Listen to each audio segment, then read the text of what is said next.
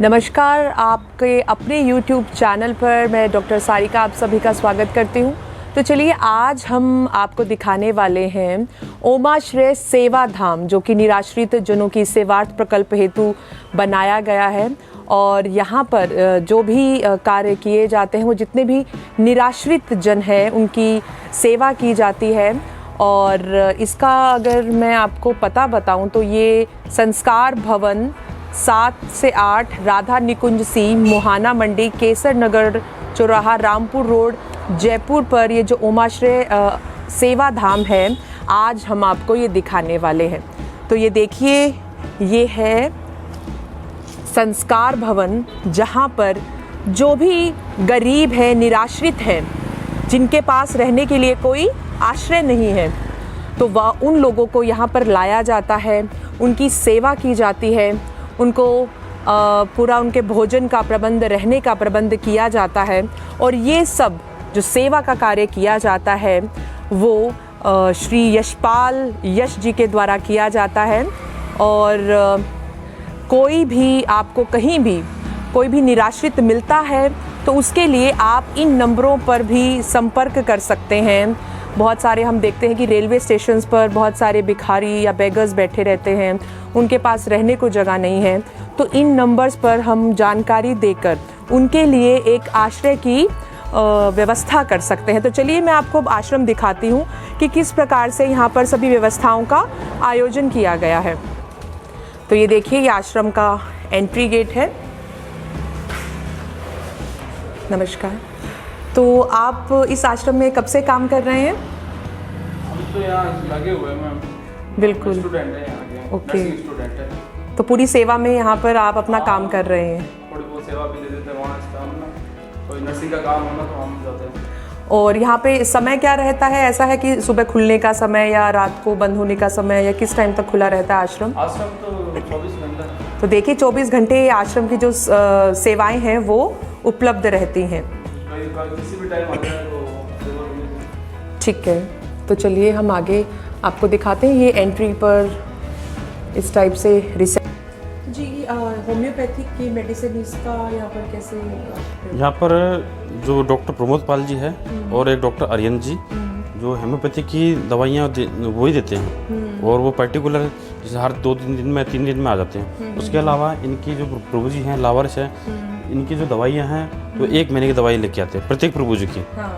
तो ये कुछ यहाँ पे एलोपैथिक दवाइयाँ देख नजर आ रही होगी। हाँ, तो मतलब ये प्रभु जी की सेवाओं के लिए दवाइयों को रखा गया है। जी। तो हम एक बार आप अंदर जाके दिखाएंगे कहाँ पर कैसे, किस प्रकार से आप इस सेवा को आगे निरंतर कार्य करते हैं। ये हमारा प्रभु जी आवास है। प्रभु जी आवास है। तो कुछ इस तरह से निराश्रित लावारिस, ये सभी निराश्रित लावारिस हैं। तो अब तो ये इनको सबकी यहाँ देखभाल होती है टाइम टाइम से, इनकी दवाइयाँ, देखभाल। और उसमें सभी तरह से हैं, कुछ बूढ़े भी, बुजुर्ग भी हैं, कुछ जवान भी है, कुछ यंग भी है। तो इनका प्रॉपर इलाज भी आप करते हैं? हाँ, नहीं, इनका प्रॉपर इलाज है। हमारा नर्सिंग स्टाफ लगा रखा है यहाँ पर, वो प्रॉपर आता है। ये आपको कितना टाइम हो गया यहाँ पर? ये जैसे मुख्य मदिर है। अच्छा, बिल्कुल मुख्य मदिर है। तो ये मतलब फिर भी ये हल्का, जैसे यहाँ रोजाना नित्य जो हवन होता है उसकी वजह से ये थोड़ा थोड़ा हल्का ओम बोलने लग गया। हल्का से एक बार ओम बोल के बताओ। ओम बोलिए। ओम बोलो।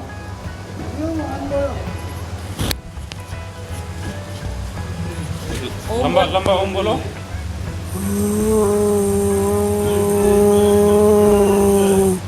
ये देखिए, ये है हमारे आध्यात्म की शक्ति। बिल्कुल पूरे सेवा में तत्पर है। ये हमारे यहाँ पर नर्सिंग स्टाफ लगा रखा है।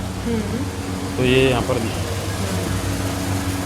तो आप यहाँ पर रोज यही सेवा कर रहे हैं? हाँ मैम, हमारी जगह कोई दूसरे भी आ जाते हैं स्टाफ, तो वो भी लगे रहते हैं हमारे काम। प्रभु जी की सेवा करना ही हमारा काम है वो। बिल्कुल बिल्कुल, ये तो है। ये देखिए, सभी प्रभु जी हैं जो यहाँ पर पूरी बैठने की व्यवस्था की गई है, ओढ़ने के लिए कंबल। तो सभी चीज़ों से ये लगता है।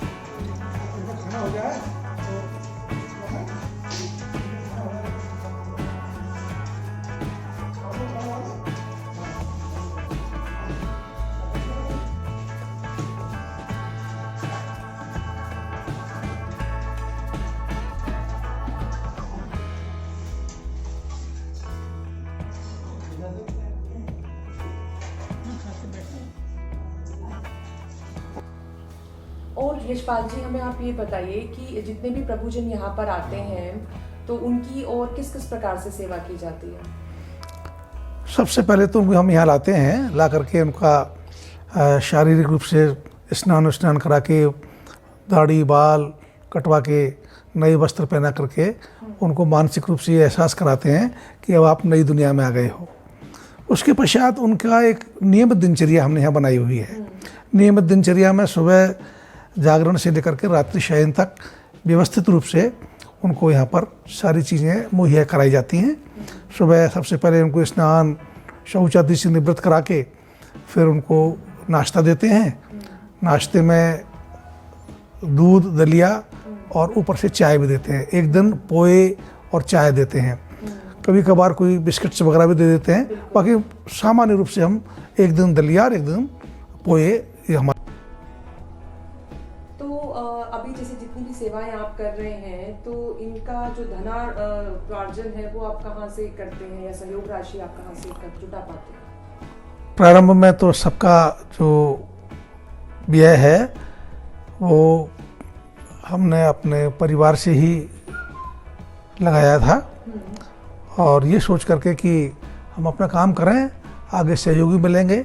अब धीरे धीरे करके हमको सहयोगी मिलने लगे हैं और इसका बहुत सारा खर्चा, आधे से ज़्यादा खर्चा अब हमें सहयोग के रूप में प्राप्त हो जाता है।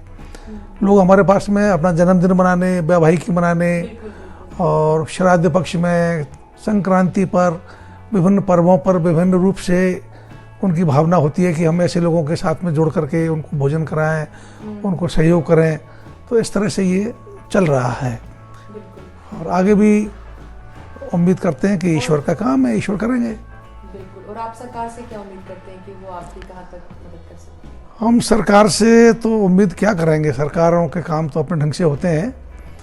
सरकारी पचड़े में हम फंसने का कभी सोचते भी नहीं है। सरकार से तो हमें जितना कुछ हेल्थ डिपार्टमेंट से थोड़ी सी मदद मिल जाती है कि वो निःशुल्क दवाई, निःशुल्क जांच, उसका कुछ लाभ मिल जाता है।